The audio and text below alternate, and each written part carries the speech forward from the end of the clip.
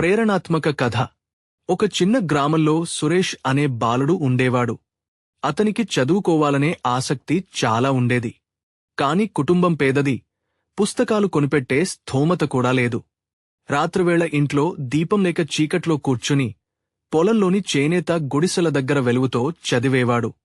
గ్రామంలోని కొందరు అతన్ని చూసి, ఇంత కష్టపడి చదివి ఏమవుతావు అని ఎగతాళి చేసేవారు. కాని సురేష్ మాత్రం ఆగలేదు.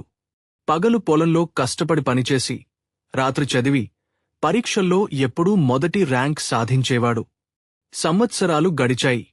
తన పట్టుదలతో చదువుకుని చివరికి ఒక పెద్ద అధికారి, ఐఏఎస్ ఆఫీసర్ అయ్యాడు.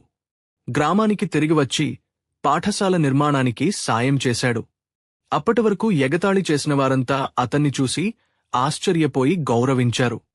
సురేష్ ఎప్పుడూ ఒక మాట చెబుతుండేవాడు: అవకాశాలు దొరకకపోవచ్చు, కాని కష్టపడే మనసు ఉన్నా ఎవరూ ఆపలేరు.